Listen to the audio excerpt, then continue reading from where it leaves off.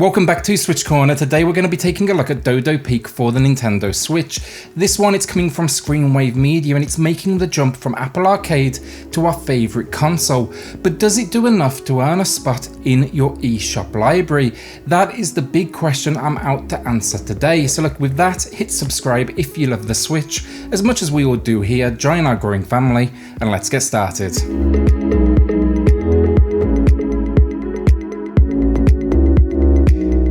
So with no story with this one, we're going to be kicking things off straight away with gameplay, and the concept here, I gotta say, it's simple. You're a dodo who must hunt down your missing eggs before returning to your shack, the exit that's basically at the top of a hill. To do this, it's simple enough though. Use the joystick, or my preferred way to play, the D-pad, and move up, down, left and right on a grid-based system. At its core, that's really all there is to this. There is also, at this point I will say, touchscreen controls, but they just didn't feel quite responsive enough for me to personally use. Now look, as you progress through these levels though, don't think it's going to be simple, because the controls, yes, they might be just that, but expect ramping difficulty as you see not only the egg count increase, but the placement change and then the inclusion of enemies and obstacles. Now these enemies and obstacles, they come in all sorts of different varieties with their own attack patterns and movement styles, and this is something you're going to quickly need to figure out if you want to win at this one. To aid you in your quest then, you'll also come across the occasional power up. Some early examples of these include one that speeds you up super speed, and then one that turns you into a Godzilla sized dodo, destroying pretty much everything in your path. That one I really liked. When it comes to the levels then, I've got to say, for the most part they are designed really well, and it truly did have me challenged at points. If you are curious about level count with this one, you're going to be facing around 60 different stages while changing worlds every 10. This world change though, it's not only visual, but the game uses it as a way to introduce the new challenges, the new enemies, the new obstacles, as they always thematically match the elements around you. An early realization for me with Dodo Peak though was it's not simply about moving as quickly as possible to get to the eggs, but understanding also the order you want to collect them in. This is what I found most interesting about Dodo Peak. It's because when you collect an egg, it hatches and these baby dodos form a train behind you.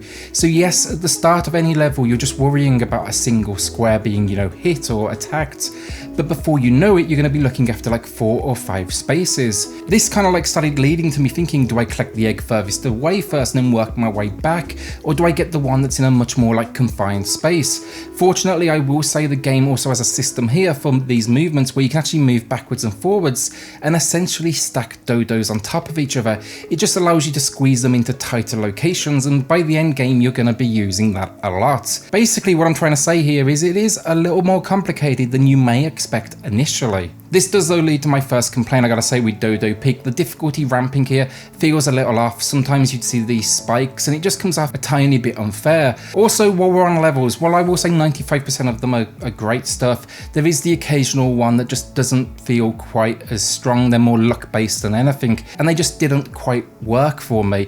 One example, the map is flooded with enemies. You need to find a power up and just kind of destroy them all as quickly as possible, except it kind of felt luck based because obviously these enemies move, so it was almost like their map placement when they spawned. So finally then, content wise, I gotta say Dodo Peak's again really pretty generous. They've crammed quite a bit into a small price point. Not only do you get a ton of dodos to unlock using the in-game gold coins you see on the map, but also challenges for each level to earn up to 3 stars. Think beat a level in a certain time frame or get rid of all the enemies. My favourite thing though, it's gotta be the weekly challenges. Here they add a single level each week that would be considered ultra hard, and it's just a good reason for me to go and jump back in for a quick 15-minute session each week. Overall, Dodo Peak, I really enjoyed it. It delivered a simple control scheme that anyone could pick up and play, but really throws the challenge in there too. Don't buy this one for real young kids is what I'm trying to say here. They'll probably break your Switch. The experience though, as I say, it's not going to last you weeks or anything like that, but you will have fun working through what it has to offer if you like a more, I'd say, retro-like experience, because, well, if you haven't noticed already, Q*bert was a clear influence on this one, and you can quite honestly feel that retro origins through and through, and well, yeah, to me that is for sure not a bad thing. Graphically speaking then, while the gameplay for the most part I will say is retro, the visuals for sure are not. They're providing bold and beautiful locations to die in a lot. Each level is constructed from cubes, a clear influence from Cubert, though I will say I think younger gamers out there will no doubt see, Minecraft first and foremost. This is a good thing though in my eyes, because it means it's a great one to share with the family, sit on the sofa and scream at the TV. The simple aesthetic in a certain way kind of crosses generational gaps, or at least that's what I see. Look, overall visuals, it's not winning any awards, but it is attractive. We get some nice simple animations, some very entertaining dodo designs. The worlds change frequently enough that you shouldn't, get bored.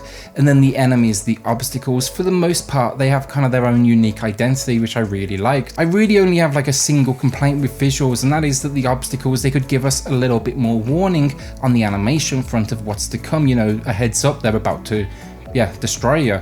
I got used to it and it's a minor thing, but I think a little bit more in the animation department definitely would have helped.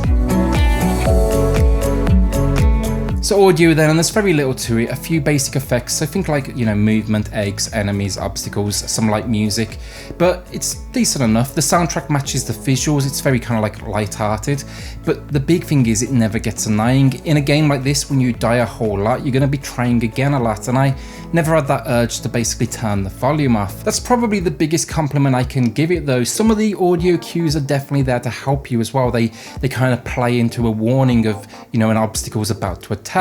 But yeah, with basic gameplay comes basic audio design, and there's really no complaints here from me, just don't expect, too much. So coming in at a budget price point, Dodo Peak wears its influences on its sleeve, capturing the simple but addictive gameplay loops that just filled the arcades back in the day. The biggest compliment I can probably give this one is they succeed at that. It is for sure not pushing the Switch in any way, but if retro styled gameplay is your thing, this may well be worth a look. Solid controls, a decent challenge, and for the most part solid level design, and creative if basic, enemies and obstacles. Really the only thing kind of holding it back is the occasional level that just misses the mark, and the occasional difficulty spike. It's a game I played both for, a few minutes at a time, and then like 30-40 minute chunks, and I gotta say that's probably the best way to experience this one. That's where the kind of like cell phone origins come from. I wouldn't buy it as an experience to sit down with for like hours on end. For me, this is more for those of you out there who have like 15 minutes to spare here and there. I absolutely have like space for experiences like that though on my Switch. The real question is honestly, look, if you have Apple Arcade, you can download this for free. So how important is it to you to play it on your Switch specifically, or even on a big TV? I couldn't see myself double dipping personally, but I'm also not an Apple Arcade guy myself, so this is my only way to play. Today I'm giving Dodo Peak a great 8 out of 10. It has a few small issues, but for the most part it is a success that will no doubt cause celebration and frustration in equal measure, and that's exactly what I wanted and expected, because it latches onto that addictive side of gaming, the like I'll give it just one more go feeling. As always then, like a quick shout out to the patrons of the channel. They are going above and beyond to support SwitchCorner, and it truly is appreciated. So thank you all so much. If you want to check that out for yourself, I have linked it in the video description below. Everyone else then, as always, like thank you so much for watching, liking and commenting on these videos. I truly appreciate you being here. And if you are new here to the channel, hit subscribe if you love the Switch as much as we all do here. Join our growing family. I'll see you all on the next video. Thanks everyone.